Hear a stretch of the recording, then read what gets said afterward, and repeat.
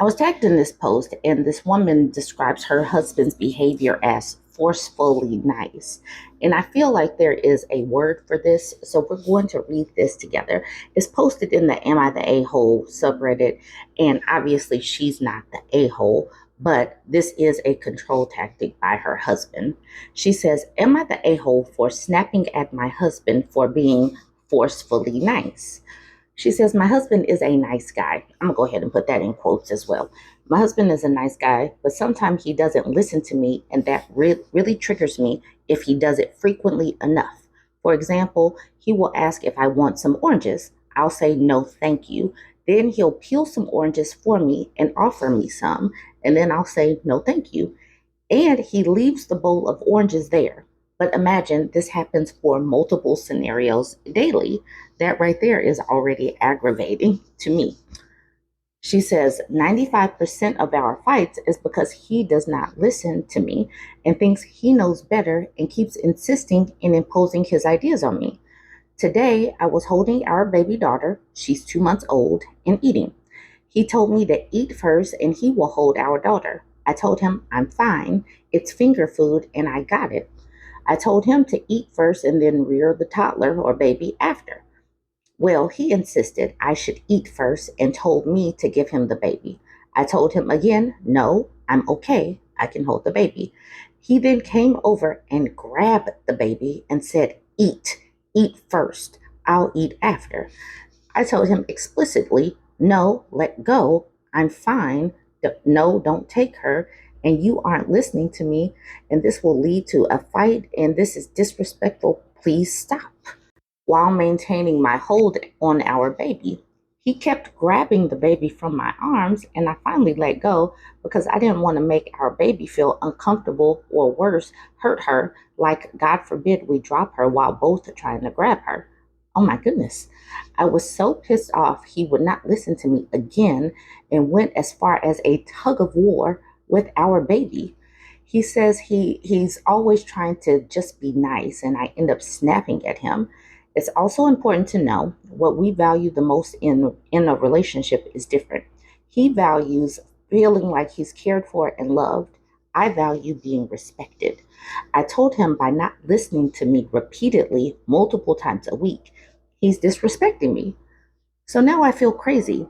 I know he's trying to be nice, but we end up in a fight about it. How he doesn't listen to me at least twice a month. She says, edit. No, I don't think this is abusive because it's a learned behavior.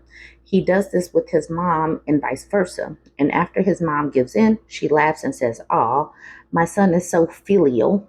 Apparently, they enjoy this. F my life.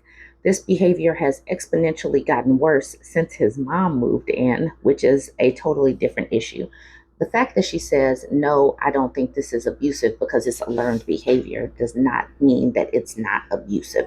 Something can be abusive and still be a learned behavior, but he is being controlling, and this does definitely seem controlling to me, controlling and abusive. But if there is a word for what she is talking about, someone needs to let me know, because he wants her to do something, and instead of just like coming out and hitting her or hollering at her, he's just like, here, take this, no, take this, until he gets what he wants.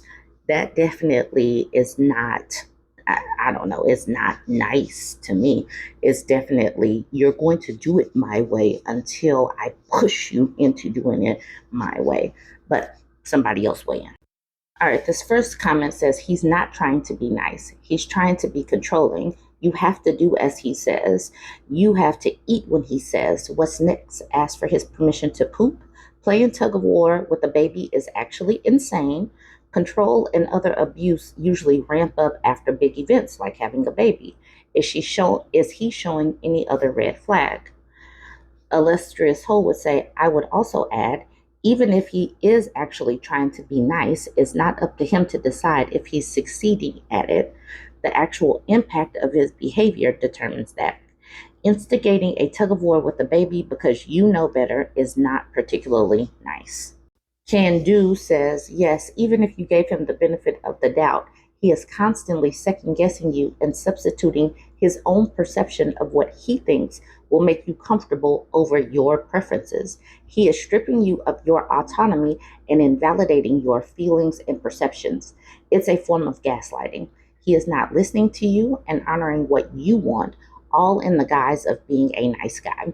But the subtext is he knows better and he is right and you are wrong for not bowing down to his better judgment, aka his authority. It may truly be misguided chivalry, but even if it started that way, it is quickly slipping into my way or the highway and dangerously close to controlling behavior. You got to nip it in the bud now or it will get worse. Okay, yes. And even that whole like chivalry and benign, it is benign. It's like I'm trying to be helpful, but it's because I know better. That is definitely misogyny right there. It's like I know better. I'm the leader. And even if they are nice with it, it's still like, dude, I can handle this. I'm an adult. Shepard says, I'm glad someone mentioned gaslighting. He says he's being nice, so she feels like she's overreacting. There's nothing nice in what she's describing. Pity Lover says, I was married to someone who was endlessly trying to scratch my back. I told him I don't like it. His response, yes, you do. Everyone thought he was a nice guy, but in reality, he was massively passive aggressive and controlling. Yes, like I said, I feel like all of this is a control tactic. Poison Plushy says, I dated this guy who used to buy me roses. I hate cut flowers and despise roses. And the first time I thanked him and I told him I appreciated the effort, but actually, please don't bring me cut flowers, especially don't give me roses. And I pointed out that chocolate is a time honored tradition. He did it again and again and again until one day I snapped, screamed at him, and dumped the roses in the bin. Not saying this is going to be the case with every guy who does this, but I stayed way too long in that relationship and it ended extremely violently. Later, he told me he planned a murder self deletion, but ended up changing his mind. Okay, I'm glad that he changed his mind. And any of these situations, we talk about these things because it could be any kind of thing. It could be, I am just going to continue to give you these baseball cards. I know you don't like these baseball cards. I'm just going to keep on giving them to you. Or, I'm going to keep on giving you whatever, X, Y, or Z. I'm going to give you a basketball. You don't like playing basketball? I don't care. I'm just going to keep doing it. And then when you break up with them, they'll be like, I just tried to give her a gift and she just hates it. And I thought I was being nice and caring and trying to bring her over into my hobby. Yeah.